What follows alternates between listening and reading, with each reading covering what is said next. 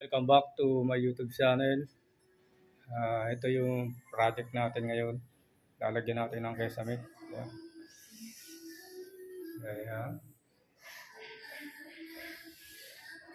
Ayan.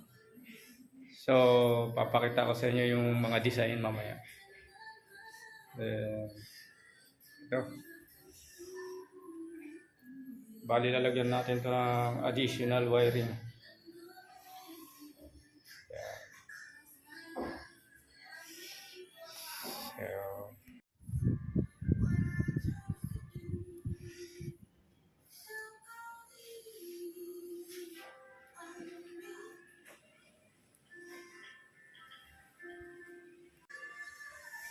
So, ayan.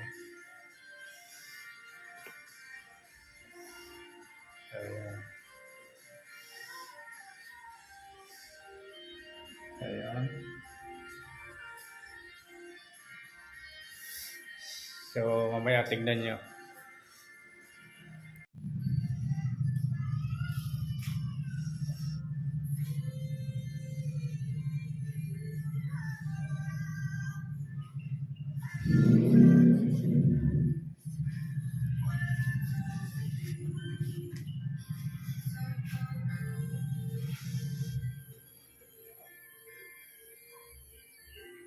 So, ayan. Nakapagtayo na tayo ng scaffolding natin.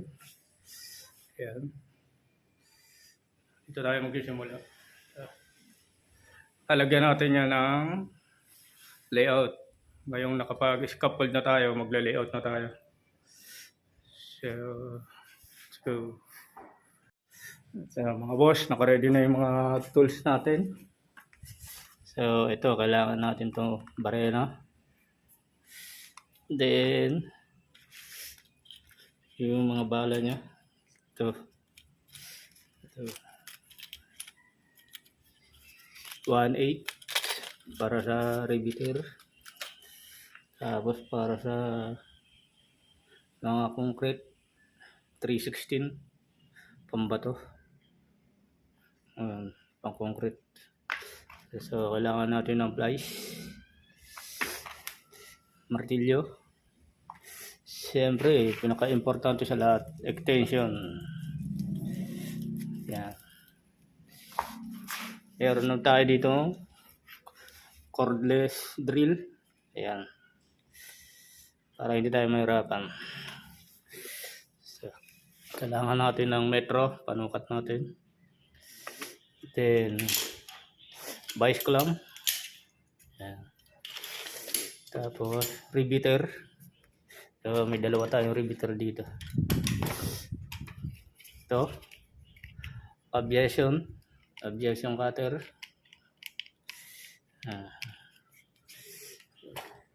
So, yan yung mga tools natin. Tapos, eskwala. So, wala tayong eskwala. Ang ginagamit ko ito. Ito, laser. Ayan, laser na. Ayan mga boss. Testing natin kung full pa yung battery niya. Ayan.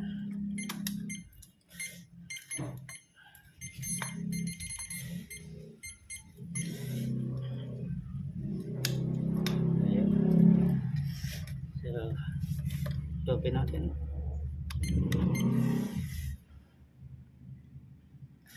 So, 100% pa. Itong ginagamit natin pang level natin saka pang layout natin ng eskwala para madali lang magsukat ng mga suro. Okay. So ayan yung mga tools. Ito naman tayo sa materialis natin. Ito, kailangan natin ito, W-clip, then blind rivet. Ito, bali 1/8 by 3/4 to. Dito pinang-re-rivet ko to sa sa mga makakapal, sa kaya minsan dinadagdagan ko sa may wool ng ganito kasi mahaba to. Yan, okay na okay siya. Pang suporta para hindi bumigay doon sa may wool. So meron din tayo dito 1/8 by 1/2. Ito ang karaniwan kong ginagamit doon sa may paring channel niya. Yan, saka sa paring channel. So ayan. So kailangan din natin ng concrete nail. Ayan. Size 1 inches. Meron din tayo dito 1/2. Ayan. 1/2 siya. Sumunod siya sa uno. Ayan. So, ayan yung materials natin. Meron pa rin. Papakita ko sa inyo yung full angle. Ito. Yung full angle.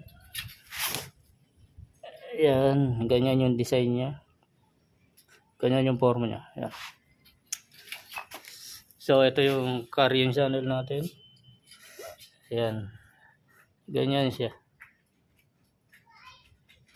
Naka-letter C lang. Ayan. Ayan tayo. 0.6 to. Ito 0.4 to. Wall angle. So, dito tayo sa paring. Ganyan yung design ng paring. Ayan. May tupi dito sa may dulo. Ayan. Nakikita nyo. Kabilaan. So, ayan yung mga materialis natin sa pagkikesame. Tapos, siyempre, hindi mawawala yung hardiplex. Yan. Saka, siyempre, kailangan din natin ng flexible hose para sa mga additional electrical. Yan. So, ito, kailangan din natin ito ng wire. Yan. 2.5 lang. Yan, 2.5. Tapos, yung mga cover niya sa switch, in case na magdadagdag tayo ng wire, so additional wire, siyempre, kailangan natin baguhin yung cover niya. Kailangan din natin ng switch additional. So, kagaya niyan. Yan, magdadagdag ako dyan ng isang switch. So, kaya yan, tinanggal ko yung cover kasi dadagdag ako ng isang switch para mag-supply dun sa may cove natin. So, magkakaroon tayo ng cove, tapos center light, tapos pinaka-pin light niya. So, tatlo siya. Ayun kasi, isang center light lang sa case. May abang na isang wire. So, bali, dalawang supply lang siya. So, kailangan natin magdagdag ng isa para maging tatlo. So, yan. Siyempre, kailangan din natin ng electrical tape pag nag-wiring tayo. Yan. Wala tayong electrical tape. Magpapabili tayo. Ito, yan ito. Electrical tape. Ayan. Tapos, sa mga cove natin, ito, strip light lang yung pinalagay ni boss. Kaya ayan, meron na tayong strip light. Ito pala, may electrical tape. So, ayan.